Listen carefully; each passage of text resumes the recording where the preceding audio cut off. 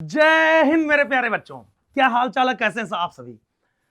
ये है अपना lecture number 6 and this is the last lecture of electric current chapter. ठीक है, बहुत सारी बातें करनी है, लेकिन उससे पहले सबसे पहले हमारे 2-3 बच्चों का कमेंट आ रहा था जो कि बहुत परेशानी वाला था।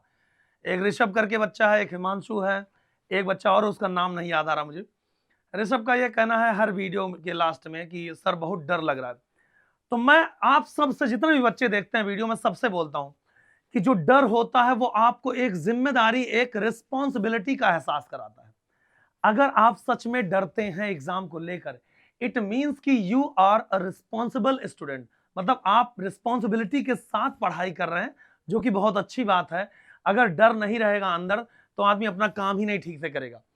कोई भी इंसान जब वो किसी भी, चाहे वो किसी पद पे हो, चाहे वो कोई, मतलब कोई स्पेसिफिक बात ले लो, कोई भी नॉर्मल चीज ले लो, कोई टीचर हो या फिर कोई साइंटिस्ट हो या फिर कोई डॉक्टर हो या कोई इंजीनियर हो, जो भी लोग हैं, कोई एसपी हो, कोई डीएम हो या कोई पुलिस में हो, किसी विभाग में हो, अगर उनके अंदर कानून का डर नहीं रहेगा तो अपना काम बहुत ढंग से नहीं करेंगे। और आपको पता है भ्रष्टाचार यहीं से उठता है।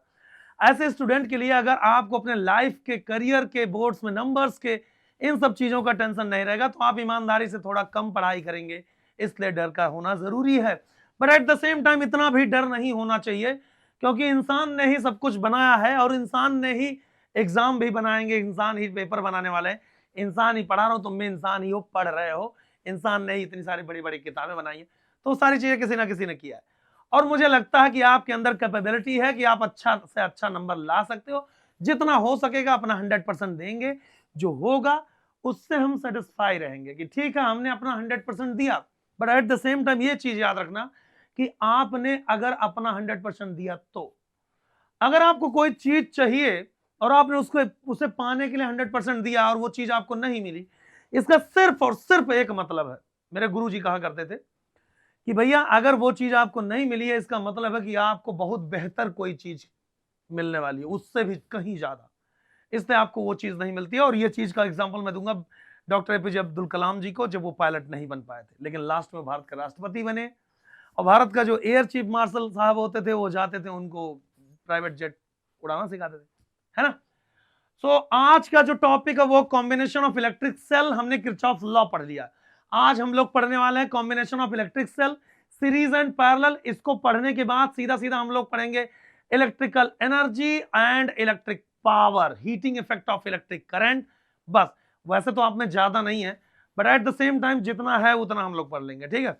But this is the very important topic related to your chapter, your board exam. तो हम लोग आते हैं और ये डिटेल में पढ़ना है, ठीक है। So guys, with 1 centimeter size, I am going to explain the topic. क्या है बाबू? Series combination. सीरीज कॉम्बिनेशन में सीरीज कॉम्बिनेशन, एक वक्त ऐसा आया जब गांव में सारे के सारे, चारों तरफ एकदम सन्नाटा था। हर कोई इलेक्ट्रिक सेल पाना चाहता था, लेकिन किसी के पास इतना पैसा नहीं था कि कोई अफोर्ड कर पाए कि इलेक्ट्रिक सेल। महंगी कंपनियां इलेक्ट्रिक सेल बनाने लगी थी। अचानक से एक आदमी आया और कहा कि भैया मेरा नाम है विनीत ठाकुर और मैं इलेक्ट्रिक सेल बेचता हूं। लोगों ने कहा कि सर आपका तो कच्चे का बिजनेस था, बट उन्होंने बताया कि नहीं, मैंने अपना खुद का एक इलेक्ट्रिक सेल, गोबर गैस प्लांट बना लिया, सस्ता सेल, सस्ता और टिकाऊ सेल। प्यारे बच्चों, तो आप सभी को पता है कि भैया इलेक्ट्रिक सेल क्या होता है। इलेक्ट्रिक सेल के बारे में बातें हो चुकी हैं। प्राइमरी और सेकेंडरी दोनों टाइप के इलेक्ट्रिक सेल होते हैं। प्राइमरी यूज एंड थ्रो होता है, सेकेंडरी जो सेल होते हैं उनको हम रिचार्ज कर सकते हैं, जैसे गैल्वेनिक सेल होता है, लेड स्टोरेज सेल होता है, दुनिया भर के सेल हैं जिनके बारे में हम लोग बात कर चुके हैं, है ना। इन्वर्टर वगैरह में जो लगते हैं बैटरी, बार बार चार्ज कर लेते हैं। अब तो वो वाले सेल भी आने लगे, नहीं तो पहले जैसे निप्पो एवरेडी करके जो सेल आते थे, एक बार चार्ज करो, चार्ज का वो चार्ज आते ही थे, यूज किया फेंक दिया, उसमें अंदर एक कार्बन का रॉड होता था, मैग्नीशियम डाइऑक्साइड होता था, वगैरह वगैरह। खैर उससे लेना देना नहीं है, हम लोग आज कॉम्बिनेशन के बारे में सुनेंगे। तो देखते हैं गाइस क्या होने वाला है आज की इस क्लास में। क्या है भाई, ये क्या चला गया? कोई चींटी घुस गई है क्या? बेटा बाहर निकल जाओ, नहीं मर जाओगी, रगड़ दूंगा। जितना मजा नहीं आता है ससुराल जाने में गाइस, उससे ज्यादा मजा आता है खुजली खुजलाने में। तो मैं ये कह रहा हूं, ये है एक इलेक्ट्रिक सेल, उसको सीरीज में जोड़ रहे हैं, तो भाई साहब दूसरे को भी ऐसे जोड़ दे रहे हैं। ये E1 है, ये E2 है, और ये है भाई साहब E3, ठीक है, ये E3। पहले 2 ही इलेक्ट्रिक सेल ले रहा हूं मैं, 2 ही लेकर के पहले आपको मैं समझाऊंगा। ओके गाइस, तो 2 इलेक्ट्रिक सेल ले लिए हैं और यहाँ पे लप से हमने स्विच ले लिया है, स्विच को ऑन कर दिया है। ऑन ही रहेगा स्विच, उससे क्या लेना देना। ये सेल है E2 और ये इंटरनल रेजिस्टेंस है R2, सेल है E1, इंटरनल रेजिस्टेंस है R1। ध्यान सुनिएगा। अब मान लो इन दोनों का कंबाइंड एक सेल है जो इन दोनों के बराबर ही करंट वगैरह सब उठा के दे रहा। आप सबको पता सीरीज में क्या होता है बेटा, सीरीज में करंट सेम होता, पोटेंशियल डिफरेंस अलग अलग होता है। सीरीज में क्या सेम होता, आई यानी करंट सेम होता है, और वी इससे पहले, इसलिए देखो मुझे पता है एक बच्चे का कमेंट आया था कि sir combination of resistance out of syllabus है, बट यार वो पढ़ाना पड़ा मुझे। क्यों? क्योंकि उससे क्वेश्चंस बनते हैं और सीबीएसई वालों को भरोसा कर रहे हो तुम लोग। अरे यार वो कुछ भी दे देते हैं भैया एग्जाम में, जाके प्रीवियस ईयर क्वेश्चन तो चेक करो। बताएंगे ये नहीं, बाद में आकर के कहेंगे भैया आपको पढ़ना पड़ेगा, फिर हम क्या करें। तो V जो होता है प्यारे बच्चों, वो डिफरेंट, पोटेंशियल जो होता है वो डिफरेंट होता है गाइस। कभी कभी मैं ये सोचता हूं कि मुझको तेरी तलाश क्यों है। अब मैंने कहा कि ठीक है, एक इलेक्ट्रिक सेल हमारे पास है जो इन दोनों सेल्स का फूफा है। कहने की फूफा क्या मतलब हुआ, मतलब कि इन दोनों सेल्स के बराबर ही इक्विवेलेंट भाई साहब के पास है, आर इक्विवेलेंट भाई साहब के पास है, पोटेंशियल V है। ध्यान सुनिएगा, क्या है पोटेंशियल? V है। अब यहां पे पोटेंशियल मान लो V1 है और यहां पे पोटेंशियल क्या है? V2 है। ध्यान सुनिएगा, इन दोनों का नेट पोटेंशियल डिफरेंस जो होगा, टोटल पोटेंशियल डिफरेंस, वो किसके बराबर होगा? V के बराबर होगा, सबको पता है।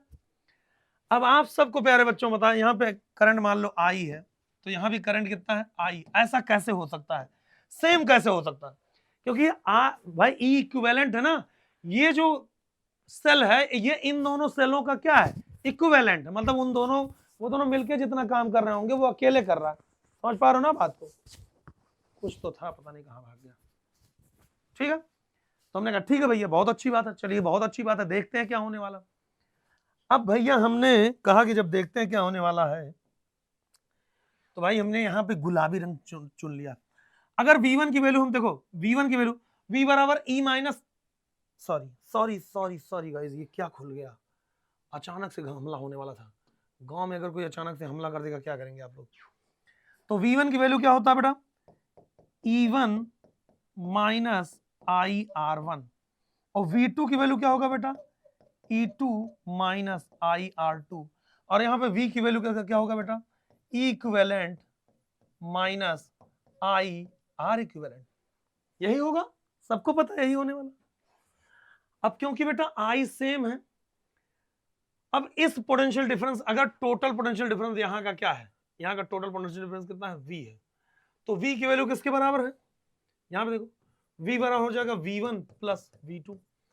तो यहाँ पे रखते हैं value equivalent minus IR equivalent बराबर क्या होगा बेटा? V1 के जगह पे क्या रखेंगे? E1 माइनस IR1 और plus E2 minus IR2। Guys क्या इतनी बातें क्लियर हो पा रही?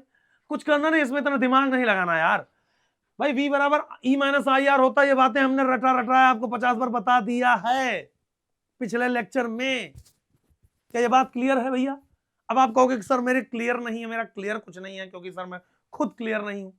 सब लोग मुझे कल्लू बुलाते हैं। It's okay to be a Kallu, but be a brave boy. नहीं मैन, अब तो तुम लोग जवान हो चुके दोस्तों। तो V बराबर, अब ये देखो जरा सा देख लीजिए आप लोग। अभी आप कहेंगे कि अरे क्या बात है, हमने लिखा E equivalent minus IR equivalent बराबर, यहां पे E1 और E2 को इकट्ठा करिए, E1 प्लस E2, और ध्यान रखिए माइनस I दोनों में कॉमन है तो I कॉमन ले लिया, ये हो गया R1 plus R2। Guys compare करो, इक्वेशन का कंपेयर करो। इक्विवेलेंट की वैल्यू किसके बराबर? इनके बराबर, और माइनस I का कोफिशिएंट, यहाँ R इक्विवेलेंट है, यहाँ ये, तो यहां से हमने देखा E इक्विवेलेंट की वैल्यू किसके बराबर आ गया? E1 plus E2। अलजेब्रिक सम होता है, मतलब बैटरी का अगर डायरेक्शन बदल दोगे प्यारे बच्चों, बैटरी का डायरेक्शन बदलते ही सब गड़बड़ हो जाएगा, मतलब माइनस हो जाएगा, परेशान हो। तो इक्विवेलेंट की वैल्यू किसके बराबर हो गया? E1 plus E2। Okay guys, यहां से बताओ R इक्विवेलेंट का वैल्यू कितना हो जाएगा बेटा? हो जाएगा R1 प्लस R2। समझ में आई बात? क्या प्यारे बच्चों समझ में आई बात? ये है E1, ये है E2। E1 का इंटरनल रेजिस्टेंस R1 है, E2 का इंटरनल रेजिस्टेंस R2 है। ये दो सेल हैं, उनका कंबाइंड सिस्टम यहाँ पे है। कंबाइंड सिस्टम माने एक सेल है E इक्विवेलेंट, उसका पोटेंशियल V है और R इक्विवेलेंट है। ये पोटेंशियल डिफरेंस जो सेल के बाद आता है। आपको पता ना V की वैल्यू E से कम होता है, ये सब बता रखा पिछले लेक्चर में। जाके देखो बेटा, इस लेक्चर को देखने से पहले प्लीज जाके पिछला लेक्चर देख लो, नहीं तो चौपट हो जाएगा सारा कार्यक्रम। ठीक है, आगे बढ़ाए मामले को। 1 2 3 चौन्नी गिरी बुढ़वा का चालू फ्री। कितना ज्यादा कचालू हो गया यार, पूरे गांव में बुढ़वा कचालू ही। तो जैसे मान लो कि हमने कहा भाई देख लेते हैं, ये पहला सेल है और ये है दूसरा सेल। एक एग्जांपल के थ्रू हम बात कर रहे हैं हम लोग, ठीक है भैया।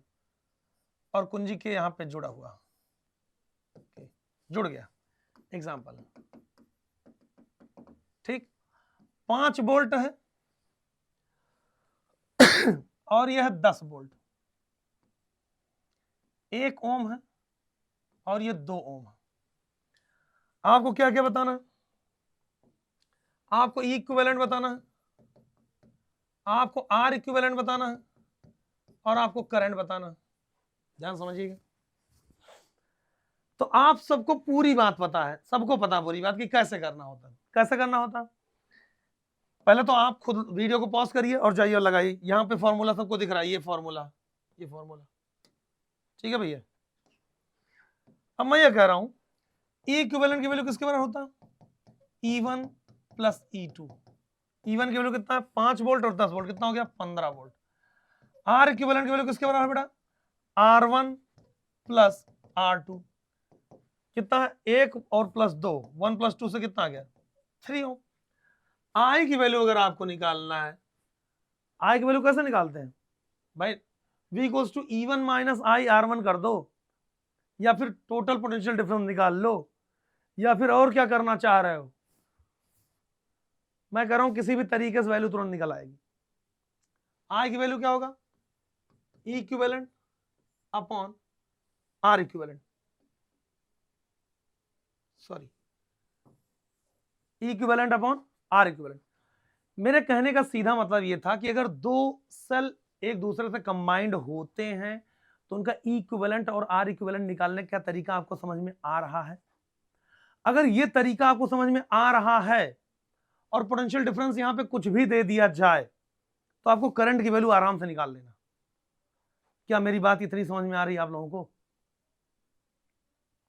ठीक है, तो यहां पे करंट की वैल्यू नहीं निकालना, करंट की वैल्यू यहां पे दिया जाएगा जब पोटेंशियल डिफरेंस निकालना है तो। चलिए अब आगे बढ़ाते मामले को। ये तो 2 सेल था, बहुत आसान था। मुझे लगता है इतनी बातें आपको समझ में आ गई होंगी। ये तो 2 सेल था और जो कि बहुत आसान था। 3 सेल हो, 5 सेल हो, n सेल हो, अगर मान लो, ध्यान सुनिए, मैं आपको ये समझा दे रहा हूं कि भैया मान लीजिए आपके पास कितने सेल हो? 3 सेल हो, 1 2 3, E1 E2 E3, R1 R2 R3। तो बताओ, डायरेक्ट बता दीजिए ई इक्विवेलेंट की वैल्यू। अरे यार क्या आसान सा तो है, E1 plus E2 plus E3। ध्यान समझिएगा, E1 plus E2 plus E3। अगर इसी सेल का डायरेक्शन में बदल दूं, बदल के भी दिखा रहा हूं। और आर इक्विवेलेंट की वैल्यू तो हमेशा क्या होगा बेटा? R1 plus R2 plus R3। Resistance का वैसे भी यही होता है। अब मैं एक चीज आपको जो बताना चाह रहा हूं वो समझिएगा कि क्या हुआ यहां पे। सेल का डायरेक्शन देखना, ये पॉजिटिव टर्मिनल, ये नेगेटिव टर्मिनल। अब की बार हमने सेल को ऐसे लगा दिया, उल्टा कर दिया, ठीक। उसके बाद फिर सेल को हमने ऐसे कर दिया। ये E1 है, ध्यान देख लो सब लोग, बहुत बड़ी बात है ये। अरे गुरुजी बड़ी बात तो समझ में ही नहीं आ रहा, आप बता रहे हैं बड़ी बात है। देखो, जब हम चल रहे होते हैं तो सेल को कूदा, पीछे मुड़ के देखा, बड़ी डंडी है तो प्लस, बड़की लठिया प्लस, छोटकी लठिया माइनस, बड़की लाठी प्लस, बड़ा वाला डंडा प्लस, छोटा वाला डंडा माइनस, बड़ा वाला डंडा प्लस, छोटा वाला डंडा माइनस। तो भैया यहां पे ई इक्विवेलेंट की वैल्यू आप लिखोगे ना तो देखो क्या हो जाएगा? E1 यहां पे देखा तो प्लस और यहां कूदा तो छोटा वाला डंडा मिला माइनस, उल्टा लगा है ना ये सेल, और प्लस क्या हो जाएगा E3। गुरुजी क्या ये रेजिस्टेंस में भी होगा? नहीं यार, रेजिस्टेंस से क्या होता है, रेजिस्टेंस तो उतना ही रहेगा, आर इक्विवेलेंट तो उतना ही रहेगा, R1 plus R2 plus R3। अब समझ में आया थोड़ी बात, अब समझ में आई बातें। अब अगर अभी भी नहीं समझ में आ रहा है तो याद रखो गांव में बहुत भयानक तूफान आने वाला है। जब मैं गांव से निकला था तभी मुझे लग रहा था कि भैया कोयला चोरी हो रहा है। वहां भट्टे के मालिक ने लोगों से कहना शुरू कर दिया था कि यार कोयले का दाम बढ़ने की वजह से मुझे कोयला चोरी करवाना पड़ेगा। लेकिन हमारे गांव के पाड़े बाबा ने भी ऐलान करवा दिया था कि भैया अगर कोयला चोरी हुआ तो बवाल होगा और युद्ध होगा। नोट में एक पॉइंट, यह भी पाड़े बाबा ने बताया था, अगर सीरीज में आपको लगाना है एन सेल्स आपके पास है, क्या है एन सेल्स। अरे यार एन सेल कहां से मिलेगा, इतना महंगा सेल है कहां से मिल जाएगा। अरे सपोज करिए R1 E1, गुरुजी बताइए आपने कहा एन सेल, बताओ इतना महंगाई है, एन सेल खरीद रहे हैं आप, यहाँ जो है सब्जी वब्जी लाने के लिए सब लोग कह रहे हैं कि भैया पहले सब्जी आए आप एन सेल खरीद के मौज मस्ती कर रहे हैं। अरे भैया हम तो आपको पढ़ाने की बात करें दोस्तों, ये R3 है, ये E3 है, ये dot dot dot dot dot ऐसे RN है और EN है गाइस, ठीक। डायरेक्ट बता दीजिए क्या हुआ होगा, और ये सर्किट कंप्लीट है, ठीक है, परेशान ना होना कि अरे यार पूरा सर्किट नहीं बनाया। इक्विवेलेंट की वैल्यू डायरेक्ट बता दीजिए क्या हो जाएगा, E1 plus E2 plus E3 plus dot dot dot dot dot plus EN, ये हो जाएगा guys, plus dot dot dot dot क्या हो गया बेटा EN, ये याद रखना अगर N इलेक्ट्रिक सेल है तो। और R इक्विवेलेंट की वैल्यू ना, आंख बंद करके R इक्विवेलेंट की वैल्यू बताओ, R1 plus R2 plus R3 plus dot dot dot dot dot dot dot dot dot RN। आंख बंद करके गाइस मैंने बताया है, ये आंख बंद करके, कसम महाकाल की, आप देख लीजिए आंख बंद है मेरा, मैं आंख बंद करके लिख रहा हूं, देखिए बताओ क्या इतनी बातें क्लियर हुई, क्या इतनी बातें क्लियर हो गई हैं? नहीं समझ में? समझ में आ गया। अब मैं ये कह रहा हूं बेटा यार अगर मैं आपसे एक बात कहूं, बोलो क्या? अब आप कहेंगे क्या? मैं आपसे एक बात पूछना चाह रहा हूं कि अगर मतलब if E1 is equals to E2 है और ये इज इक्वल्स टू E3 है और ये is equals to dot dot dot EN है और सबकी वैल्यू हमने ले लिया E, तब E इक्विवेलेंट की वैल्यू क्या हो जाएगा? E इक्विवेलेंट की वैल्यू बेटा क्या हो जाएगा? E इक्विवेलेंट की वैल्यू हो जाएगा E plus E plus E plus E plus E plus E plus E कितनी बार? N बार। तो E इक्विवेलेंट की वैल्यू कितना हो गया? E इक्विवेलेंट की वैल्यू हो गया NE। ओ माय गॉड, यानी ज्यादा पोटेंशियल अगर आपको चाहिए, ज्यादा अगर आपको पोटेंशियल चाहिए तो आप किस में लगा दो? सीरीज में।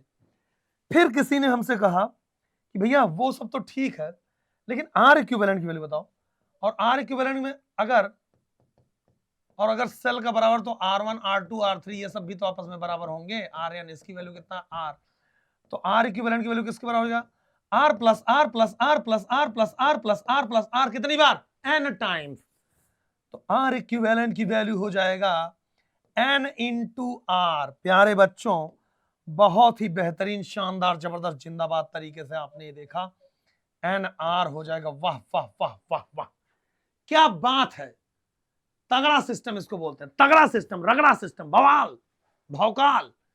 E इक्विवेलेंट की वैल्यू NI आ गया, R इक्विवेलेंट को NR, मतलब कि सीरीज कॉम्बिनेशन में सेल को जोड़े हो तो R इक्विवेलेंट की वैल्यू भी बड़ा है और E इक्विवेलेंट की वैल्यू भी बड़ा है। लेकिन अगर करंट की बात करें, ध्यान सुनना, ये ऐसे ही रहेगा, ये चीज ऐसे ही रहेगा, E इक्विवेलेंट R इक्विवेलेंट, ठीक।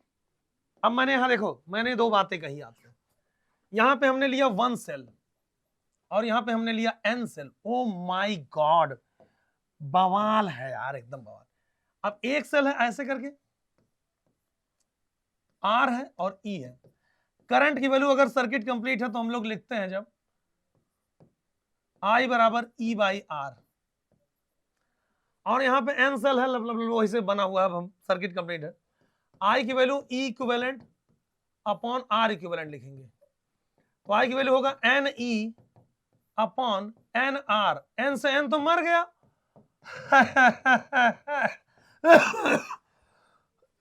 ये क्या हो गया? What happened to this result? मतलब अगर आपके पास n सेल हैं और गलती से आपको ज्यादा करंट चाहिए और आपने सीरीज में लगा दिया, सब बर्बाद हो जाएगा, नेस्तो नाबूद हो जाएगा, सब कुछ खत्म हो जाएगा, दुनिया तबाह बर्बाद हो जाएगी। क्यों? क्योंकि एक सेल से जितना करंट आपको मिला उतना ही करंट आपको n सेल से मिला है, और जो कटा है आपका वो आप समझ गए होंगे, बहुत भयंकर है ना प्यारे बच्चों। तो इस चीज को हमेशा ध्यान रखें और सतर्क रहें, सावधान रहें। जैसे जैसे ऐसे मौकों फिर का हामी लेगो, मैं कह रहा हूं प्यारे बच्चों,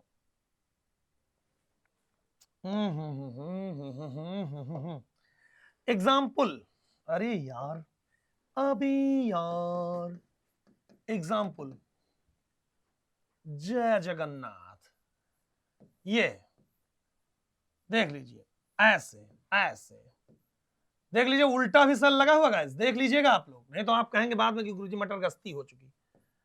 यहाँ पर स्विच ऑन कर रखा हमने, करंट जाने के लिए 3 सेल हैं अकेले, देखते हैं कितना काम कर पाएंगे लोग। गाइस गाइस गाइस, और यहाँ पे मान लो कि ये 20 वोल्ट की बैटरी है, ठीक है, और ये 30 वोल्ट की बैटरी है, और बैटरी नहीं सेल है, सॉरी 20 वोल्ट का सेल है, ये 30 वोल्ट का सेल है, ठीक है भैया, और ये है 50 वोल्ट का सेल ये 1 ओम है, ये भी 1 ओम है, और ये है 2 ओम। अब आपको जैसे ई इक्विवेलेंट की वैल्यू बतानी है, तो ई इक्विवेलेंट की वैल्यू ध्यान से देख लो, यहां प्लस और यहां माइनस, यहां प्लस यहां माइनस, यहां माइनस यहां प्लस, मैं कह रहा हूं बहुत ध्यान समझिएगा। अब जब भी हम सेल को जोड़ने कूदेंगे, पीछे मुड़ के देखेंगे, जब यहां पे कूदा तो प्लस है, यहां पे कूदे तो माइनस, यहां पे कूदे तो प्लस है, तो ये होगा E1, और यहां पे माइनस है तो माइनस E2, यहां पे प्लस है प्लस E3, ध्यान सुनिएगा। तो क्या 20 माइनस 30 और प्लस कितना 50, तो 20 में ये माइनस 10 हुआ, 50 में से 10 गया, कितना बचा 40 वोल्ट, ठीक है भैया। और आर इक्विवेलेंट के में तो कोई फर्क ही नहीं पड़ता, आर इक्विवेलेंट की वैल्यू, तो R1 plus R2 plus R3 कितना हो जाएगा बेटा, 1 प्लस 1 2 और 2 4 ओम। करंट की वैल्यू कितना होता है, इक्विवेलेंट अपॉन आर इक्विवेलेंट, तो कितना हो गया, कितना हो गया भैया 40/4, कितना हो गया 10 एम्पियर। वीडियो को पॉज करके लगाना था। अगला क्वेश्चन देखिए जरा, अगला क्वेश्चन में सेम यही चीज मैं करने वाला हूं। 1 2 3 चवन्नी गिरी बुढ़वा पाइस खेचालू फ्री। तो भैया देखिए जरा, समझिएगा समझिएगा, कॉम्बिनेशन ऑफ सेल में दूसरा क्या बात हुई। मैं कह रहा हूं कि जैसे मान लो अपने पास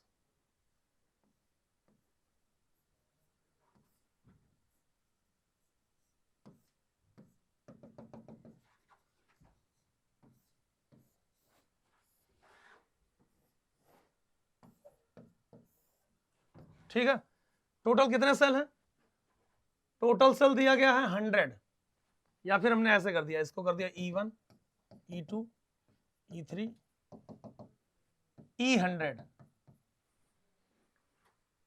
सबके सब 1 ओम 1 ओम 1 ओम और ये 1 ओम, R1 R2 R3 सबकी वैल्यू कितना 1 ओम, और ये वोल्ट कितने कितने हैं 5 volt 5 volt 5 volt 5 volt. E1 बराबर E2 बराबर डॉट डॉट डॉट E100, इनकी वैल्यू दिया गया कितना 5 वोल्ट, और R1 बराबर R2 बराबर डॉट डॉट डॉट R100, इनकी वैल्यू कितना दिया 1 ओम।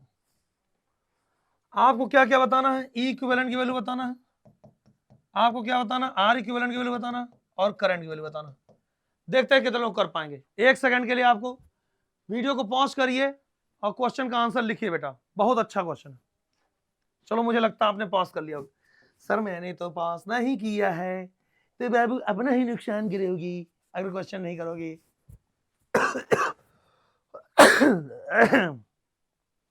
ये है अदरक 6.5 करोड़ रुपए का, खाने जाए तो इसको खाइए, you will feel very bad, कह रहे हैं, वेरी गुड। तो भैया जब भी ऐसी परिस्थिति होती है, ई इक्विवेलेंट की वैल्यू क्या होती है, जब E1 बराबर E2 बराबर En तक होता है, लेकिन n की वैल्यू यहाँ पे कितना दिया 100, ई इक्विवेलेंट की होता है 100E,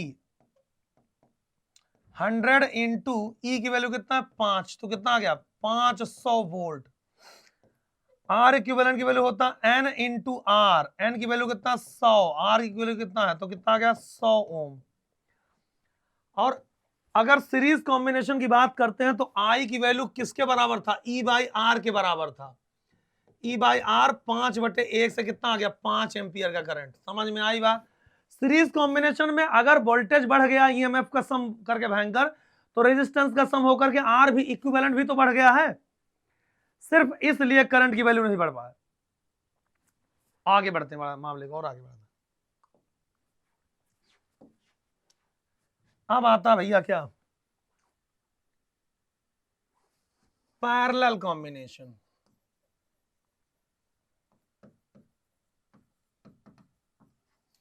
तो सबसे पहले समझते हैं सिंपलेस्ट फॉर्म में क्या, दो सेलों से, दो सेल से फिर डायरेक्ट एन सेल का बढ़ा दूंगा, ठीक है भैया। तो पैरेलल कॉम्बिनेशन में क्या सेम होता है, इसमें V यानी पोटेंशियल क्या होता है सेम, और I क्या होता है बेटा, करंट क्या होता है डिफरेंट, ये पता ही होना चाहिए आपको, डिफरेंट, ठीक है भैया। तो सबसे पहले पहला सेल आपके सामने ये है, दूसरा सेल ये है,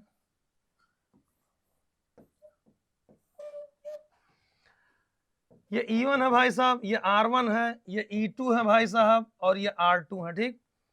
पोटेंशियल अगर यहाँ पे डिफरेंस V होगा, यहाँ पोटेंशियल डिफरेंस V होगा तो यहाँ भी क्या होगा V होगा। टोटल करंट अगर I होगा तो इसमें I1 होगा और इसमें क्या होगा I2 होगा।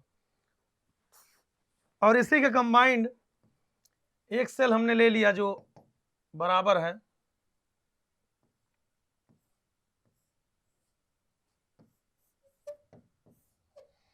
ये E इक्विवेलेंट है और R इक्विवेलेंट है, समझिएगा बात को।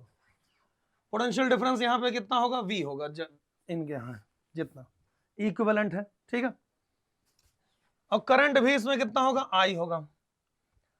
तो अगर मैं यहाँ पे V की वैल्यू यहां से निकालूं तो V बराबर क्या हो जाएगा, V बराबर हो जाएगा E1 माइनस I1 R1, ध्यान सुनिएगा। और यहां से I1 की वैल्यू अगर हम निकालें तो I1 R1 बराबर हो जाएगा E1 माइनस V, और ध्यान समझिएगा। तो यहाँ पे I1 की जो वैल्यू हो गई E1 minus V upon R1। और अगर ऐसे ही I2 की वैल्यू हम निकालें तो हो जाएगा E2 minus V upon R2। अब जरा थोड़ा सा ये बहुत नीचे जा रहा है, ये सब आगे ऊपर उठाते हैं। तो मैं यहां पे लिखता हूं यही वाली बात, I1 R1 बराबर E1 माइनस V है, ध्यान समझिएगा, ठीक है। तो मैं I1 की वैल्यू निकालूंगा, I1 बराबर हो जाएगा E1 minus V upon R1, और I2 बराबर हो जाएगा E2 minus V upon R2, समझिएगा बात। और यही चीज मैं यहां पे अगर करूं, करंट जा रहा है कितना I, इनके लिए अगर मैं करूं, ध्यान समझिएगा, मैं कलर चेंज कर दे रहा हूं थोड़ा। तो यहां पे इनके लिए अगर मैं करूं तो V बराबर हो जाएगा E equivalent minus I into R equivalent. यहां से I की वैल्यू निकालोगे, I R इक्विवेलेंट की वैल्यू किसके बराबर हो जाएगा E इक्विवेलेंट माइनस V। तो I की वैल्यू कितना आ गया बेटा, E equivalent minus V upon R equivalent, ठीक है। अब ये जो टोटल करंट I है ये I1 प्लस I2 के बराबर है, समझिएगा। कोई इसमें बहुत बड़ा रॉकेट साइंस नहीं लग रहा, परेशान हो रहे हो तुम लोग।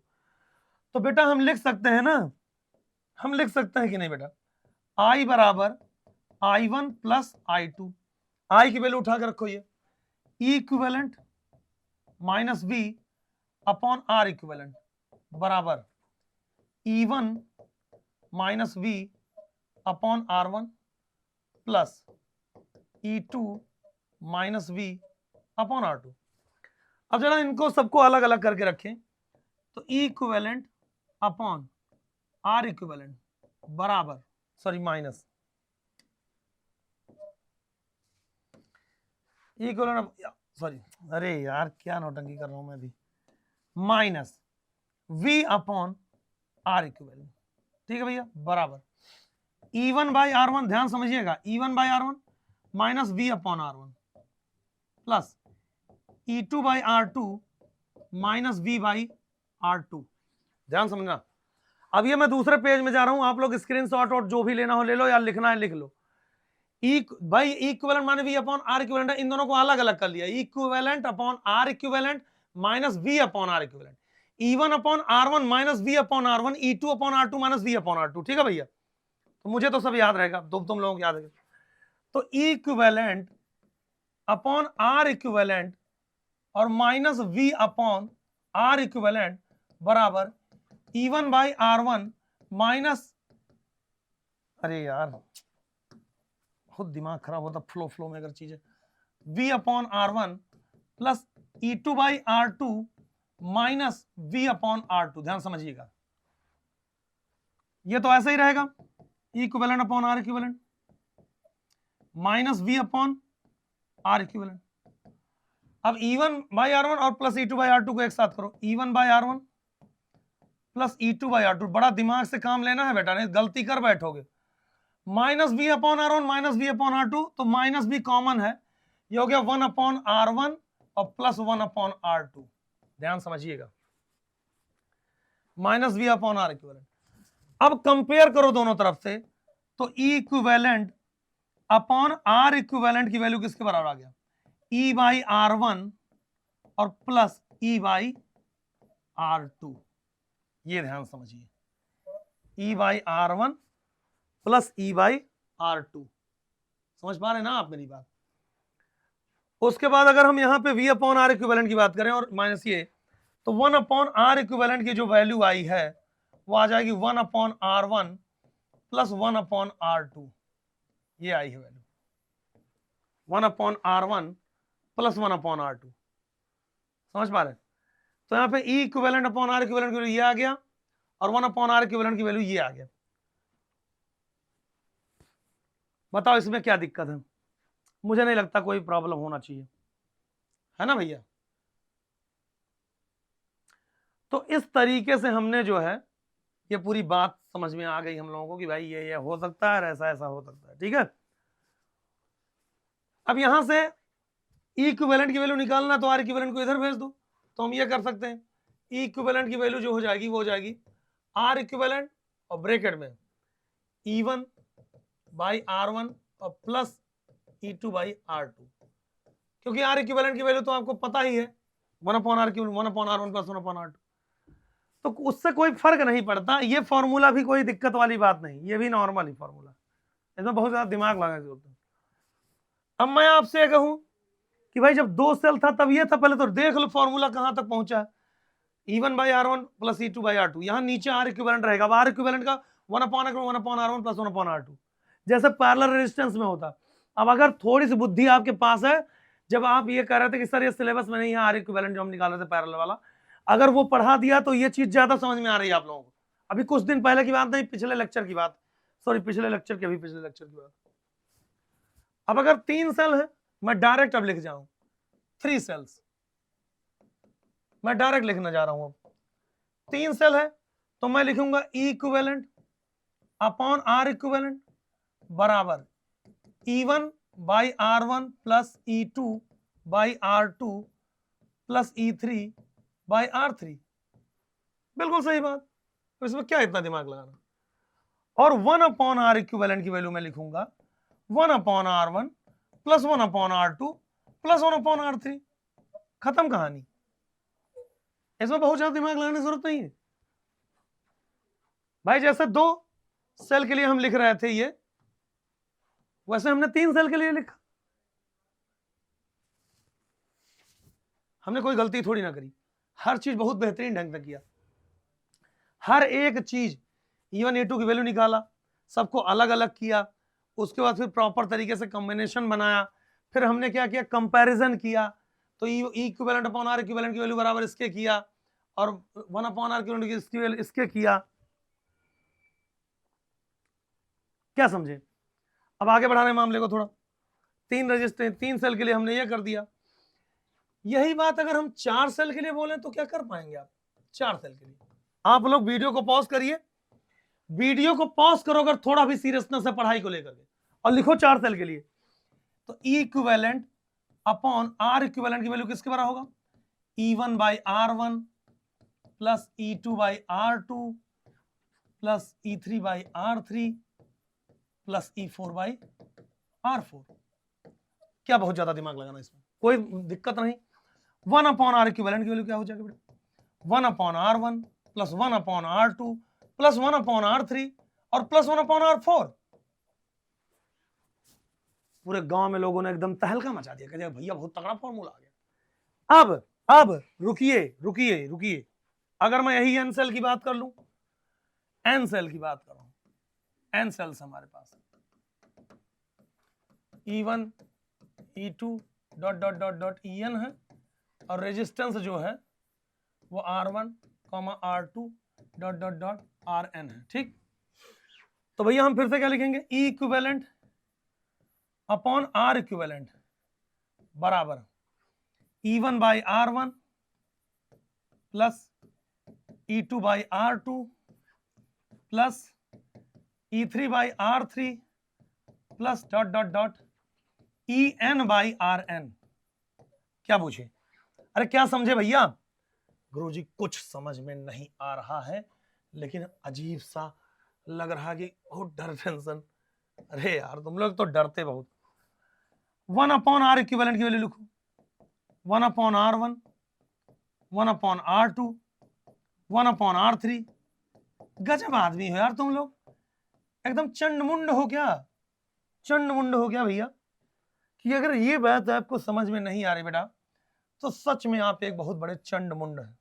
बताइए क्या इतनी बातें क्लियर है? अब इसमें क्या और ज्यादा बड़ा अंग्रेज बिठाना था भैया? क्या अंग्रेजी जलाना था इसमें? मुझे नहीं लगता कि इसमें बहुत बड़ा कोई रॉकेट साइंस लग गया है, 5-15 वाला, है ना? आगे बढ़ाते मामले को। ये बड़ा ही प्यारा सा, और मुझे ऐसा लगता कि अगर तुम्हें ये लग रहा है कि यार ये बहुत टफ है, मैंने 2 सेल से शुरू किया था, 2 सेल से, फिर 3, फिर 4, अब n, क्या करें 5, 6, 7, 8, 9, 10 ऐसे पूरी जीवन बिताएं, फिर तुम कहते हो कि टफ है। देखो टफ तो है यार, 12th में पहुंचे हो, टफ तो थोड़ा रहेगा, but at the same time अगर हम उतना ही मेहनत करें तो कैसा रहेगा भाई? नंबर लाना है तो करना पड़ेगा। अब ध्यान से देखिए, बहुत प्यारी चीज मैं आपके सामने पेश करना चाहूंगा, बहुत प्यारी चीज। आप कहेंगे सर प्यारी चीज तो जो थी वो मिली नहीं, छोड़ के चली गई मेरे को। अब बच्चा वो